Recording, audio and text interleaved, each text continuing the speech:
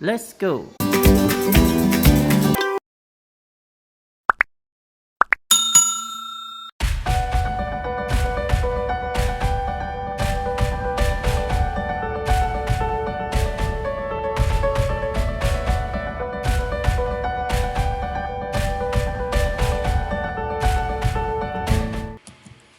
Yes, hello everyone. Now we continue our English Headway Free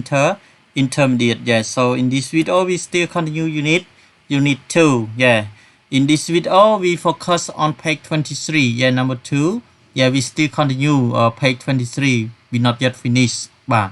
ហ្នឹងហើយអ្នកទាំងអស់គ្នាឥឡូវយើងបន្តមេរៀនរបស់យើងទៀតនៅទំព័រទី23បាទយើង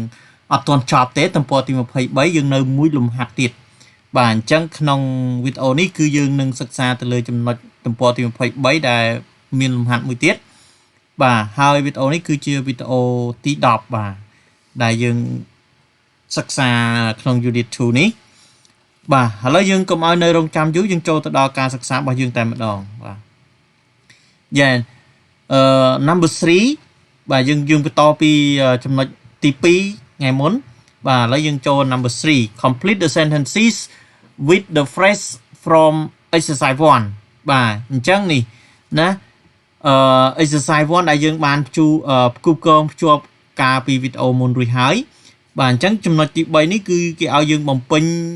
ប្រយោគទាំងអស់ខាងក្រោមហ្នឹងទាំង10ហ្នឹងដោយប្រើ phrase ដែលយើងបានភ្ជាប់នៅក្នុងលំហាត់ទី1នេះបាទដែលយើងបានភ្ជាប់រួចហើយអញ្ចឹងយកមកបំពេញប្រយោគទាំងអស់ហ្នឹងបាទចំណុចនេះគឺគេឲ្យយើង listen to the audio script បាទឥឡូវអ្នកទាំងអស់គ្នាស្ដាប់នៅ audio script ហើយចាំយើងបកមកទៀងទាត់នៃចម្លើយហើយបកប្រែ clear ដែរគិតថាអ្នកទាំងអស់គ្នាពិបាកនឹងយល់បាទខ្ញុំនឹងបកប្រែឲ្យមួយតែម្ដងបាទឥឡូវយើងចូលទៅស្ដាប់នៅ audio script ទាំងអស់គ្នាសិនបាទ Yeah let's go 2.9 1. I don't feel like cooking tonight. Shall we go out for a meal? 2. I always listen to music on headphones when I'm on the train to work. 3. I never shop for clothes online. I like to try things on first. 4. I sometimes do nothing all day on Sundays. I'm so busy the rest of the week. 5. On Saturdays, I have a lie-in. I stay in bed till 11 sometimes. 6. It's a lovely day. Let's invite some friends round and have a barbecue in the garden. 7. I often meet friends for a drink in the pub near my office after work. 8. Let's go for a long walk in the countryside this afternoon. 9. You take really good photos. Do you use a camera or just your phone? 10. I like doing crossword puzzles with my wife. I try to get the answers first. បាទអញ្ចឹងបន្ទាប់ពីអ្នកទាំងអស់គ្នាបានស្ដាប់នៅ audio script ហើយប្រកាសជាដឹងចម្លើយហើយបាទអ្នកទាំងអស់គ្នាបានកត់ត្រានៅចម្លើយអត់បាទពេលដែលអ្នកទាំងអស់គ្នាស្ដាប់នៅ audio script បានកត់ត្រាចម្លើយយើងអាចបំពេញបានហើយឥឡូវយើងមកទៀងទាត់ចម្លើយទាំងអស់គ្នា Yeah number 3 number 1 I don't feel like cooking tonight shall we Yeah so the answer we go out for a meal Yeah មានន័យថាម៉េចប្រយោគនេះអ្នកទាំងអស់គ្នាបាទមានន័យថាខ្ញុំមិនចូលចិត្តធ្វើម្ហូបនៅយប់នេះណាឬក៏អានេះយើងថាខ្ញុំមិនចង់ធ្វើម្ហូបតែម្ដងណាខ្ញុំមិនចង់ធ្វើម្ហូបទេយប់នេះណា Yeah I don't feel like cooking tonight ខ្ញុំមិនចង់ធ្វើម្ហូបទេយប់នេះ So we go out for a meal តើយើងអាចនឹងទៅញ៉ាំអាហារនៅខាងក្រៅបានទេ Yeah so ជា auxiliary verb ណាដើម្បីយើងយកមកជំនួយក្នុងប្រយោគសំណួរ Yeah number 2 I always listen to music on headphone when I'm on the train to work បាទ headphone you know headphone mean earphone ឬក៏គេហៅថា headset បាទ headset Yeah អញ្ចឹងប្រយោគនេះមានន័យថាខ្ញុំតែងតែស្ដាប់ចម្រៀងណាជាមួយនឹងកាសណាខ្ញុំស្ដាប់ចម្រៀងតាមរយៈកាសណាការដាក់ត្រចៀកហ្នឹងនៅពេលដែលខ្ញុំធ្វើដំណើរតាមរថភ្លើងទៅធ្វើការ Yeah number 3 Yeah number 3 for shop for clothes Yeah shop for clothes អញ្ចឹងប្រយោគពេញរបស់វា I never shop for clothes is online I like to try things on Yeah try on you know try on មានន័យថាលើណាលើឬក៏សាកណាលើសាកមើលណា Yeah ហ្នឹងគឺ try on Yeah អញ្ចឹងប្រយោគរបស់នេះគឺយើងប្រែថាខ្ញុំមិនដែលទិញសម្លៀកបំពាក់តាមអនឡាញទេណាខ្ញុំចូលចិត្តលើមុនទិញ Yeah លើមុនទិញ Yeah number 4 I sometimes do nothing all day on Sunday Yeah I'm so busy the rest of the week ណា Yeah ខ្ញុំជួនកាលខ្ញុំអត់ធ្វើអ្វីទាំងអស់នៅរាល់ថ្ងៃអាទិត្យណានៅរាល់ថ្ងៃអាទិត្យណាដោយសារតែខ្ញុំរវល់ណារាល់នៅក្នុងសប្តាហ៍ណាគ្មានថ្ងៃមានថារវល់គ្មានថ្ងៃទំនេរណាក្នុងមួយសប្តាហ៍ហ្នឹងអញ្ចឹងហើយនៅថ្ងៃអាទិត្យហ្នឹងគឺគាត់សម្រាកបាទ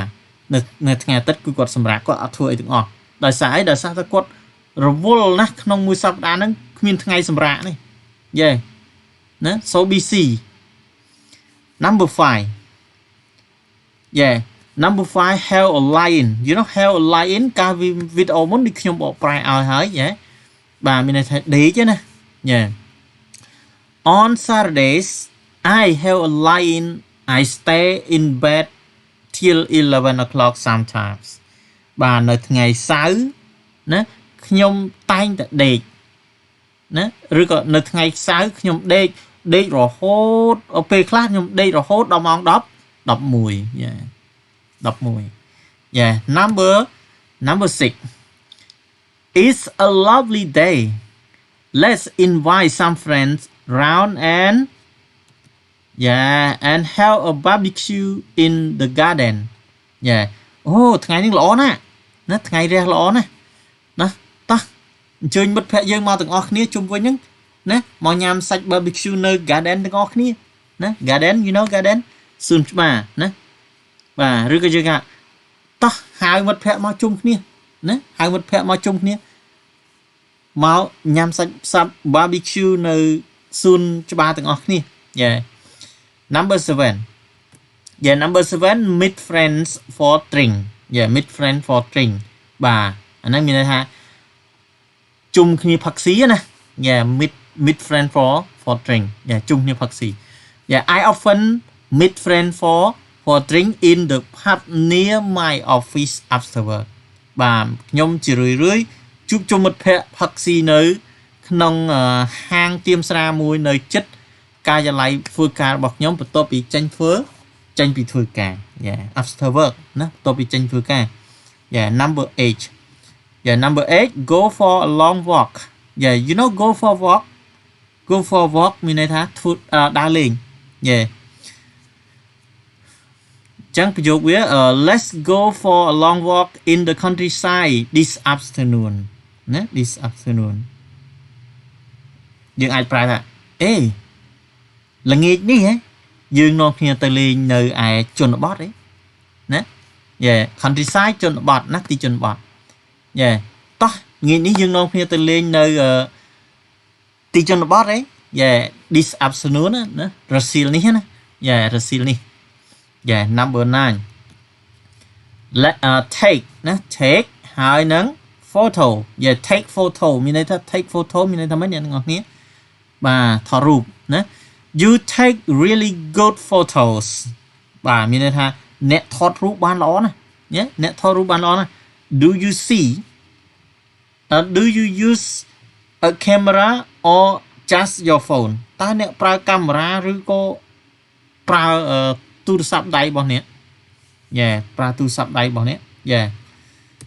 number 10 I like doing crossword puzzle Yeah with my wife I try to get the answer first yeah puzzle crossword puzzle មានន័យថាអក្សរយើងយកមករៀបឲ្យត្រូវជួរវាត្រូវពាក្យវាណាយ៉ាខ្វែងពាក្យគេដាក់ក្នុងក្រោហ្នឹងយ៉ាអញ្ចឹងយើងប្រែមក I like doing crossword puzzle with my wife មានន័យថាខ្ញុំចូលចិត្តលេងរៀបអក្សរណាខ្ញុំចូលចិត្តលេងរៀបអក្សរឲ្យត្រូវតាមពាក្យហ្នឹងជាមួយនឹងប្រពន្ធរបស់ខ្ញុំណា Yeah I try to get the answer first ខ្ញុំតែងតែព្យាយាមយករកចម្លើយឲ្យបានមុនណាបានមុនសិនណាខ្ញុំតែងតែព្យាយាមយកចម្លើយឲ្យបានមុនសិនយ៉ាបាទអញ្ចឹងមានតែប៉ុណ្ណេះសម្រាប់វីដេអូនេះបាទហើយយើងនឹងបញ្ចប់នៅទំព័រទី23ត្រឹមវីដេអូនេះបាទនៅវីដេអូក្រោយយើងនឹងបន្តចូលទំព័រទី24តែម្ដងបាទអញ្ចឹងសង្ឃឹមថាអ្នកទាំងអស់គ្នានឹងយល់នៅឃ្លានីមួយៗហើយធ្វើលំហាត់បានត្រឹមត្រូវបាទមានតែប៉ុណ្ណេះបាទសូមអរគុណ Yes thanks for watching បាទសូមអរគុណសម្រាប់ការតាមដានទស្សនាវីដេអូនេះទាំងអស់គ្នាតាំងពីដើមរហូត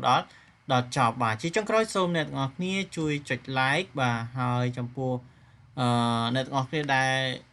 ឆ្ងល់ចំណុចណាអ្នកទាំងអស់គ្នាអាច comment នៅខាងក្រោមវីដេអូនេះបានបាទហើយចំពោះអ្នកដែលមិនទាន់ subscribe សូមជួយចុច subscribe និងបើកកណ្ដឹងដើម្បីទទួលបានវីដេអូថ្មីៗជាបន្តទៀតបាទអញ្ចឹងមានតែប៉ុណ្ណេះបាទសូមអរគុណបាយបាយ